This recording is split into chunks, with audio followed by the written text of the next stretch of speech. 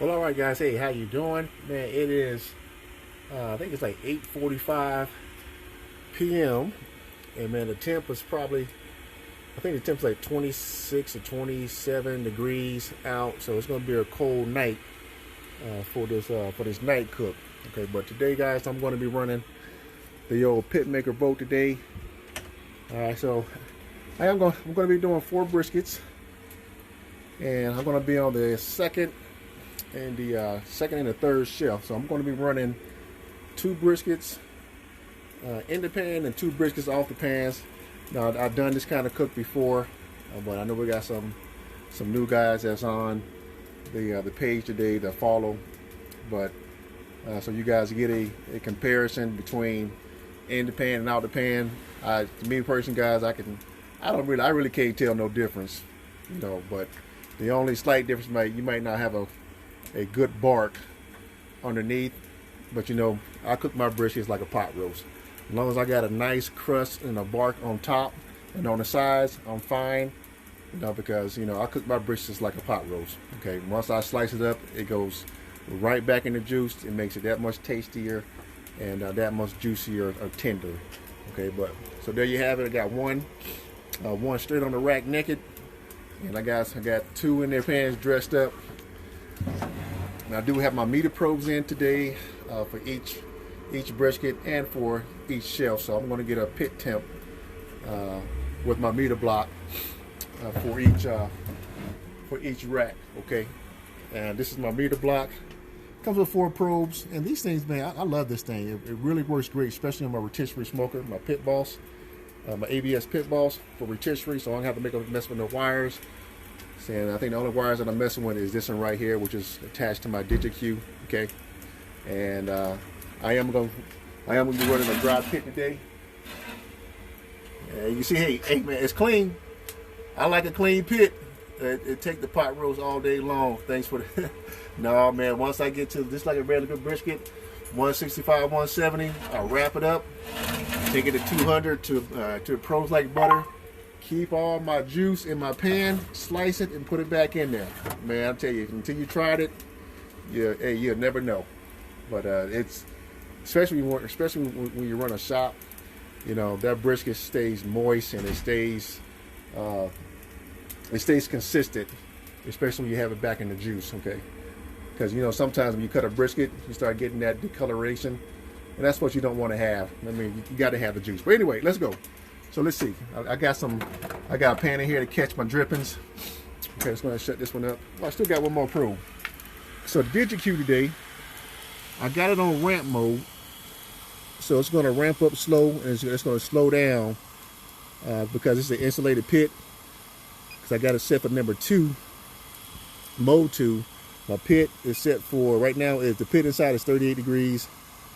And I got it set for 235, and my pit probe is right on the second shelf.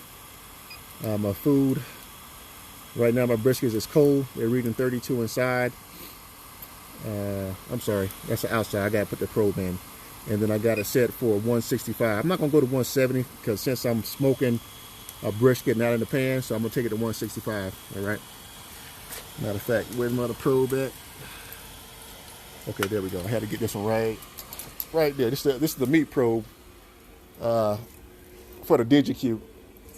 Do you need it? No, you don't need to have it in there. Oh, sorry about that. Okay. Oh, sorry.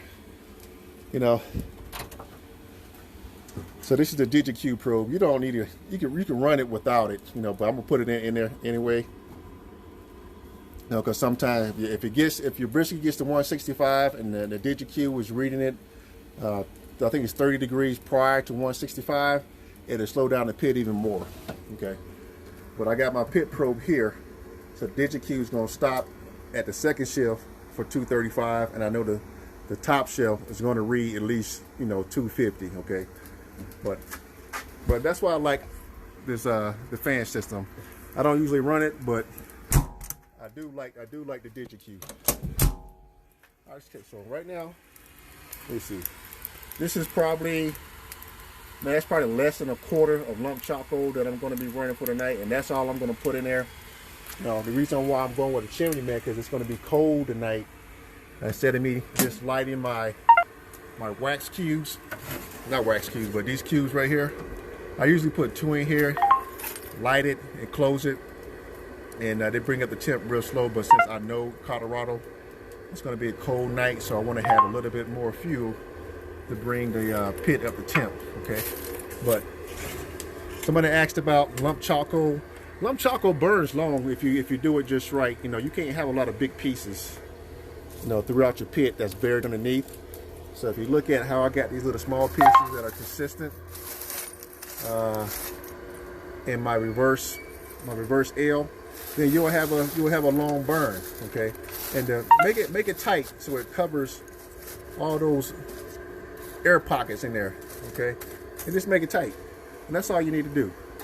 You know, so this should get me through the night. But we're gonna see with this lump charcoal, because it's been a while since I ran lump. But when I can find it at a good price, you know, I'm gonna snatch it up.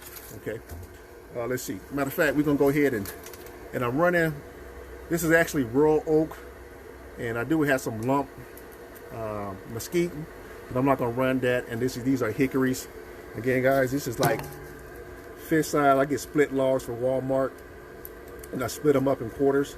And that's about two pieces right there. Okay, so all together about 6 pieces. Okay, so let's go ahead and drop this, because again, you know what? I'm ready to go to sleep. I'm ready to go to sleep. Let's see how hot this thing is. That's blazing.